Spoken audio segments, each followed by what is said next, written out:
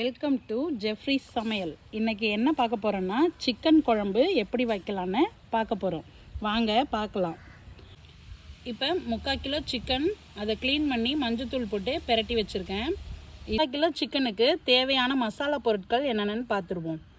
இஞ்சி பூண்டு பேஸ்ட்டு, ஒரு பூண்டு பாதி அளவு இஞ்சி எடுத்து மிக்சியில் நைஸாக அரைச்சி வச்சுருக்கேன்.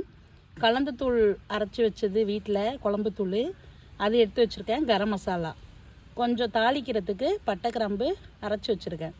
அதுக்கப்புறம் வெங்காயம் தக்காளி வதக்கிட்டு அரைச்சது வச்சுருக்கேன்.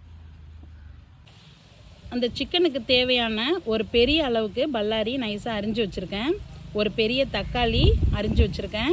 3 பச்சை மிளகாய் உங்களுக்கு காரத்துக்கு ஏற்ற மாதிரி எடுத்து வச்சுக்கோங்க. ஒரு கைப்பிடி அளவு கொத்தமல்லியும் கருவேப்பிலையும் எடுத்து வச்சுருக்கேன். ஒரு உருளைக்கிழங்கு நல்லா கறி வெந்ததுக்கப்புறம் போட்டு வேக வைக்கலாம். இப்போ முதல்ல அடுப்பை பற்ற வச்சுக்குவோம். அதுக்கப்புறம் நம்ம இப்போ மண் பாத்திரத்தில் தான் எல்லாமே செய்ய போகிறோம். வாங்க சிக்கன் குழம்பு எப்படி செய்யலான்னு பார்க்கலாம். அடுப்பு நல்லா எரிய ஆரம்பிச்சிருச்சு. இப்போ சட்டியை வச்சு சட்டி நல்லா சூடாகட்டும். சட்டி நல்லா சூடாயிடுச்சு. செக்கில் ஆட்டின சுத்தமான நல்லெண்ணெயை 2 ஸ்பூன் அளவுக்கு சேர்த்துக்கிறேன். இப்போ நல்லா எண்ணெய் சூடாயிடுச்சு. பட்டை கிராம்பு நல்லா நுணுக்கி வச்சுருக்கேன், அதை கொஞ்சம் போட்டுருவோம். அது நல்லா பொரிஞ்ச உடனே பட்டை கிராம்பு கொஞ்சம் கருவேப்பிலை போட்டுட்டு அதுக்கப்புறம் ஒரு பெரிய பல்லாரி அரிஞ்சு வச்சுருக்கோம்ல அதை சேர்த்துருவோம்.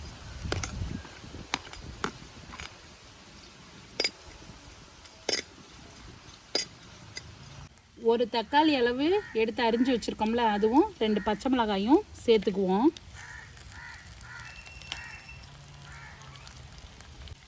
அடுத்தது இஞ்சி பூண்டு பேஸ்ட்டையும் அதோட சேர்த்துக்குவோம். நல்லா வதங்கட்டும்.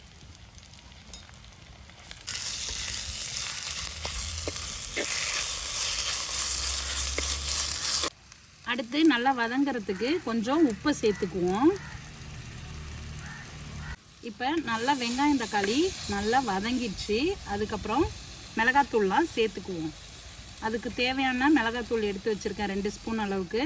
அதுவும் கரம் மசாலாவும் சேர்த்துக்கிறேன். நல்லா கிண்டிக்குவோம்.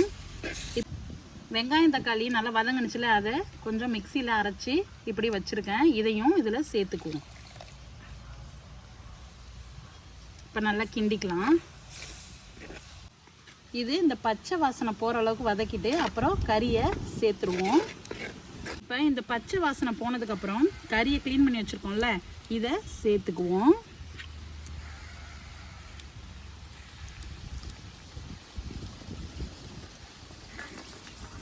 அதை ஒரு கிண்டிட்டு அதுக்கப்புறம் தண்ணி சேர்த்துக்குவோம் தேவையான அளவுக்கு.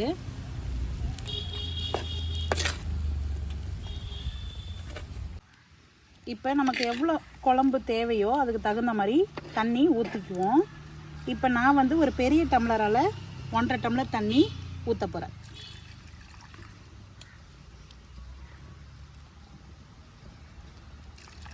ஒன்றரை டம்ளர் சேர்த்தாச்சு.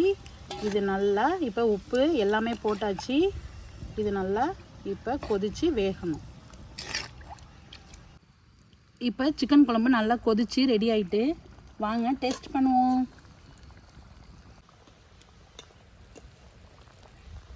இதில் சிக்கன் குழம்ப போட்டாச்சு. வாங்க சாப்பிட்லாம்.